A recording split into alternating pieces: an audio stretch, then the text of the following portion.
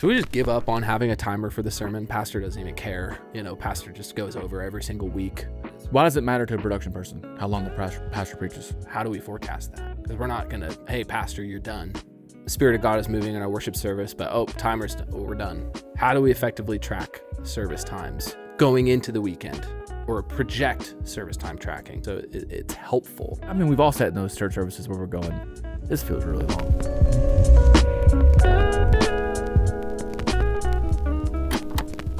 Okay, so I've been talking to a lot of churches because of dashboards being released now in MXU. You're going to have a lot of questions because I don't even think you've used dashboards. You don't know what it does, and that's great.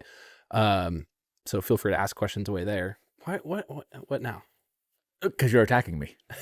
Okay, sorry. We just started this episode just now, and you've already attacked me in the first 3 sentences. I wasn't attacking. I was just saying you haven't used dashboards. And that's okay. Well, it's fine. It's fine. Hurts my feelings a little bit, but... You've said, though, recently for a live producer that there are some things that could potentially help, like my business and stuff. Could potentially help for a live... What? Like outside the church, outside the full-time church world. Yeah, sure. Absolutely. Yeah. Yes. Yes. We'll talk about that because I'd be interested to know more. Yeah. I've been having a lot of conversations with churches about service timing. Okay. So keeping track of plan items, how long they're going, so on and so forth. Most churches have a plan going into the weekend, right? And planning center. What songs are we doing?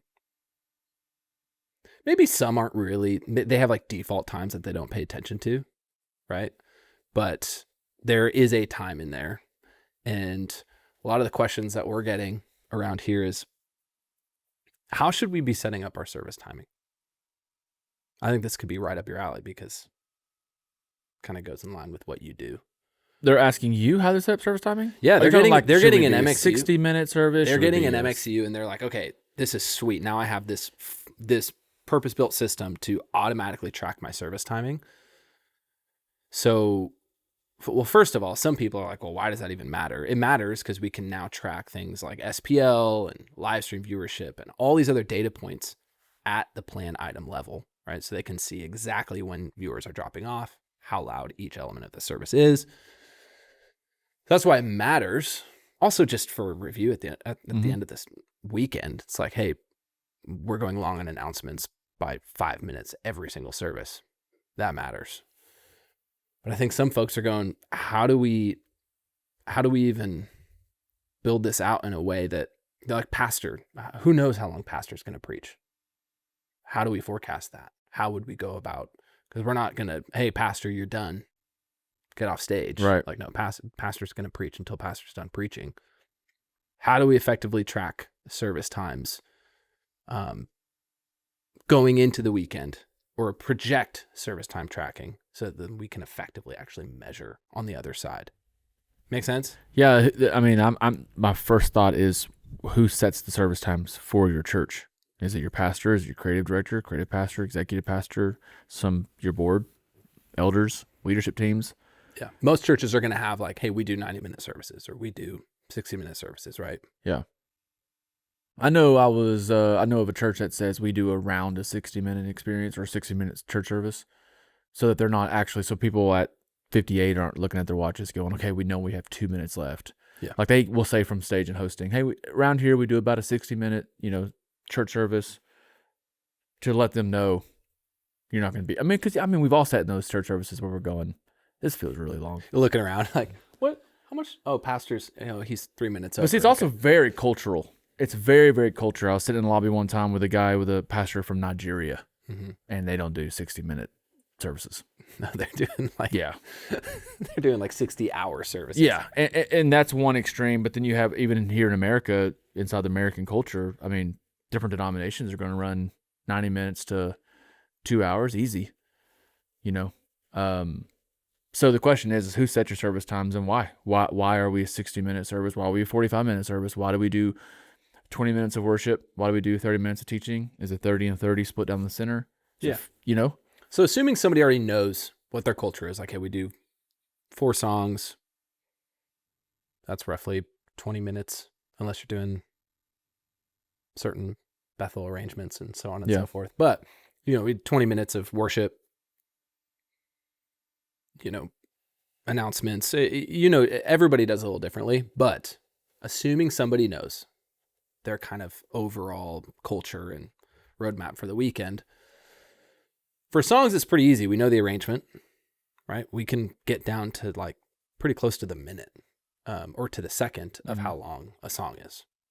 So would you agree? Like that? Based on a click track, yeah. But if your model is more of a watch your music director, watch your worship leader, that's just the structure as a click track to a song. But they're practicing an arrangement for the most part. Like, yes, every now and then there's off the cuff. We're going an extra minute. We're off tracks. Can't plan those things, and that's fine. Like that's a... Yeah, I've seen it to where timers are hit for 18 minutes. You have 18 minutes to do worship, and we know roughly the three songs you're doing inside of that 18 minutes. Yeah. Yeah, it's like some people are resistant to timers because they think, well, this starts to feel manufactured. How do we know? Some folks who believe in the Holy Spirit out there would say, how? So Spirit of God is moving in our worship service, but timers, we're done. Right. Like, I totally get it. Like, we don't want timers to be this thing that like limits what maybe God can do in a service, in a gathering, but it's still, it don't throw the whole thing out. You still have a plan. And when we know we went 5 minutes over, there was that one moment in the service where that one person needed prayer. Yeah. Or there was that one moment in the service where, okay, great. Well, now we know why we went over. It's not a bad thing. It's just knowing on the other side how we planned. So yeah, with worship, pay attention to the arrangements. If you're using loops, it's very easy. If you're using tracks, super easy to be able to understand or project how long those items are going to go. Now, when it comes to the sermon, I'm curious what you would say, because I've gotten this question a lot. Should we just give up on having a timer for the sermon? Pastor doesn't even care. Pastor just goes over every single week. How would you set up timing for the sermon, and how would you monitor that on a weekend? Very cautiously. Cautiously. I mean, the last thing you want to do for whoever is preaching that weekend, could be a pastor, could be a guest speaker, could be anybody, is put them inside of a box, and they now feel rushed as a communicator. I know because my team is constantly beating down my door, or kids ministry or whatever is happening. The parking lot teams is constantly beating down my door. The communicators feel that stress when they're getting into their stuff, and they start seeing that timer go down. They start rushing, fumbling. Now, very experienced communicators, ones that are really good at what they do, can look at a 30-minute clock and go, I know exactly how to dissect that 30 minutes down and get every point across. Because I'm a huge believer of say too much if said nothing at all. I mean, you lost me 20 minutes ago because you were saying the same things over and over again. I have no idea what you're saying. We've been on shows or events or in church services as well, where it's like, hey, do you want us to set the timer to start going into red when you're done communicating, when we ask for communicators? And I'm like, no, don't, because that can be such a mental, but also you'll always know, in my position, I say anybody and everybody that's on that stage gets a timer. Everybody. And we've only done really faith-based events. So hosting, communicators, worship leaders, whether you stay in that time or not, me as the production team or me as the person in my position at the church or in live events, I have done what I'm supposed to do by giving you that timer. If you stay in that timer or not, that's completely up to you. And leadership, how y'all want to dissect that down, how you want to fix that, you let me know, but I've done my part. So for a production person to be like, my attitude is, well, what's the point of throwing up a timer because the pastor doesn't go to the timer anyways? That, to me, that's an out of turn question. That is not your place to ask that question. Your place is to hear your responsibilities, your role, your title, your job description. You're here to serve this house. I've asked for a 30-minute timer. If I take 55, who cares? Hey, I want to take a quick break and tell you about MXU. MXU is the one platform that you need to run your worship and tech ministry. We do it through helping you train your volunteers with thousands of training videos and automated pathways. We help you plan your weekend services with team messaging, task management, and automated scheduling. And then lastly, we help you actually run and execute Sunday with dashboards that connect all the tools that you currently use into one place. If you want to learn more about it, you can head to getmxu.com. Now back to the show. Yeah. So really the best practice there would be to go to your pastor and say, "Hey pastor, what would be helpful for you? Like what are you aiming for?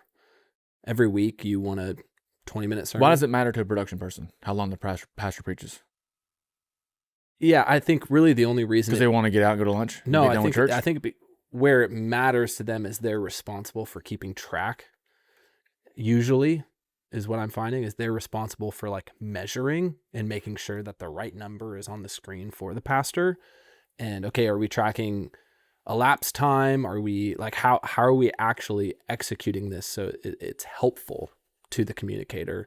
But also when the executive pastor after the service comes and asks, "Hey, how much did we go over this service? Oh, we went over this much.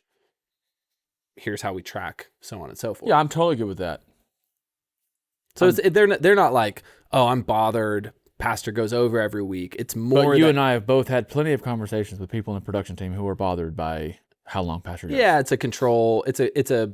This didn't go to plan, and usually production people like when things go to plan. Their plan, right? Yeah. So ultimately, yeah, I've some people have also brought up, well, we need to know when the band. This has been a really interesting one. Like well, I'll back up a little bit. So part of dashboards in MXU is being able to like pipe a dashboard backstage, maybe timers, mic assignments, service order, current plan items. I mean, you could put a bunch of stuff back there on a TV or display of sorts. And they're like, "Hey, I need to figure out a way to cue the band to go back out on stage." But week after week, like we can't really use timers to do that because pastor goes over. Mm-hmm. And so trying to figure out, okay, how should we reliably do this for that particular use case? And to me, it seemed a bit obvious. Like, okay, just first of all, if your band is sitting there listening to the last 5 minutes of the sermon just waiting, that's not the worst thing in the world. Like they don't, it better to be like ready than not on stage at the right time. I think maybe finding that like average or maybe even just like the minimum, like what's the shortest pastor has ever gone on a typical weekend? Is it 20 minutes? And that's still looking at it from the angle of time, minutes and seconds on a clock. Could be wrong with this, but I think it's more rare that we have no idea what pastor's talking about on Sundays. That's rare. Yeah. Anybody on that worship team, production team should know roughly what pastor is talking about. We can look at the sermon slides we've created. We can look at his sermon notes that he may have sent to us that morning, but we still have them. We know that last point is, hey, here I want to talk about the story of my wife and I getting married. Well, that's our time to clock in. Like, you know what I'm saying? Like from production to worship.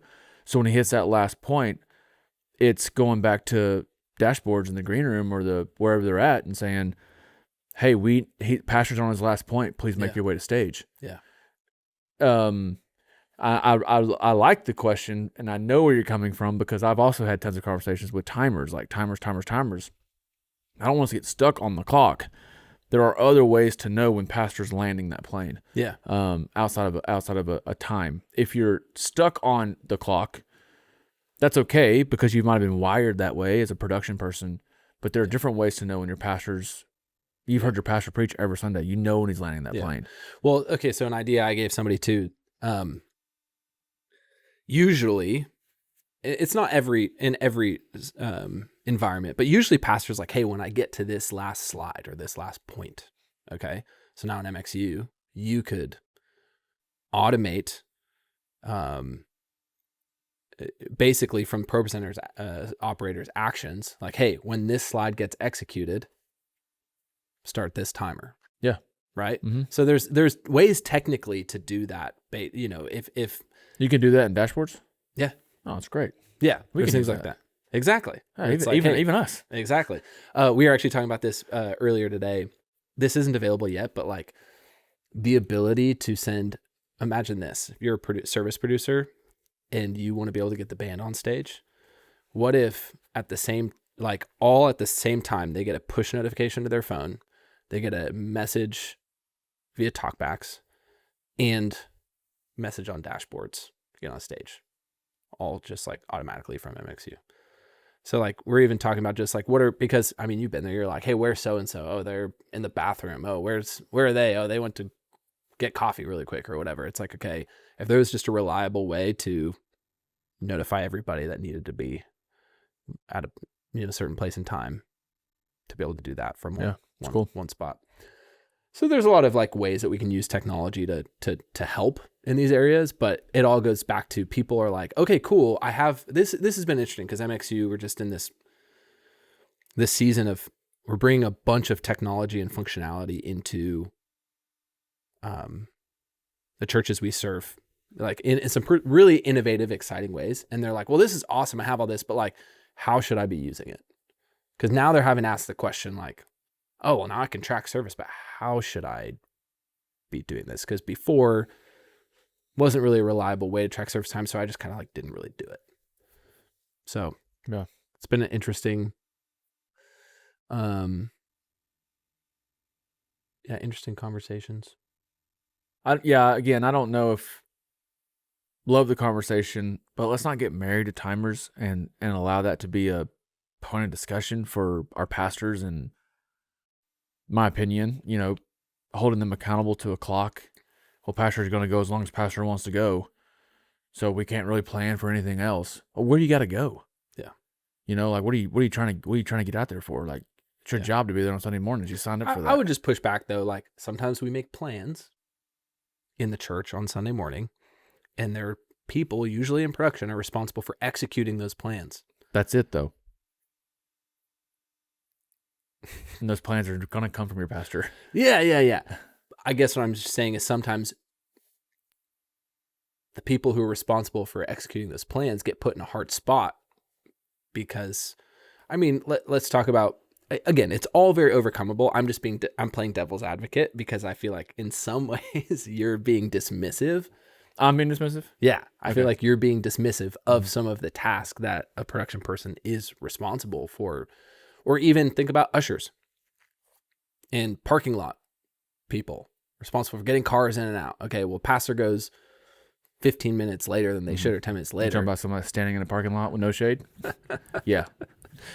You got me on that one. I'm listening. You're talking about the kids person that's in kids, managing 40 screaming kids? I guess that's what I'm saying. You got me on that. Production people? No, you're sitting there front of the house sipping on your LaCroix. You're fine. You're fine. Oh man. I'm drawing the example that in some ways, it impacts everybody who's helping make the weekend happen, including production. I agree. I'm being a little bit, starting dismissive. the pot. Yeah. There are definitely conversations to be had. If pastor's consistently going long and it's not the norm, I mean, it's not the rare. That's a whole scenario. other episode of like how to have that conversation. Yeah, that's what's lacking. You have a conversation as a production person. If you have that direct line to your pastor and your pastor's looking at you every weekend going, man, we've got to figure out ways to shave. I don't know why we're running 67 minutes every week. I have no idea why. And that's common. Pastors really have no idea why, but they spoke for 43 minutes. Yeah. Then that conversation comes with, hey, like you said earlier, where do you want to be? What time do you want to be as a speaker? On my heart recently, I feel like my 35 to 38 minutes. I feel like that's my time. Great. Are you good if I go have a conversation with worship? We might look at scaling some worship back just to make sure we're inside that clock that you've given us. Yeah. That's honestly where I stand. Everywhere else, calm down. I'm just stirring the pot a little bit, get people to think. But yeah. Overall, it's find a way that you can, even if it feels like an inconsistent measurable, like some way you can bring some level of consistency to that in the way that we're timing, and not just be like, forget it. After worship, we're done timing the service. Like there's just no way to, make it happen. Yeah. So, if we've been talking about it a lot on here, just some of the new functionality in MXU dashboards, being able to keep track of all this. If you want to learn more, you can book a demo. We'll put a link in the description below on YouTube if you're watching there, or in the show notes if you're listening with us. But yeah, all of this is really exciting for us to talk about, mainly just because some of these problems have existed for a long time, and we haven't really had the tools to be able to actually help us solve them. Now we do. It's called MXU. So we'd love to show you it. This has been good. Thanks, Dylan. Appreciate you letting Hey, me. you're welcome. Thanks for letting me interview you. Service timing with Dylan Howe. I'm Weekend- not gonna say anything. With Weekend Ready There you go. co-founder There you go. Dylan Howe. Let it all out. Thanks for joining us on the MXU podcast. We'll see you next time.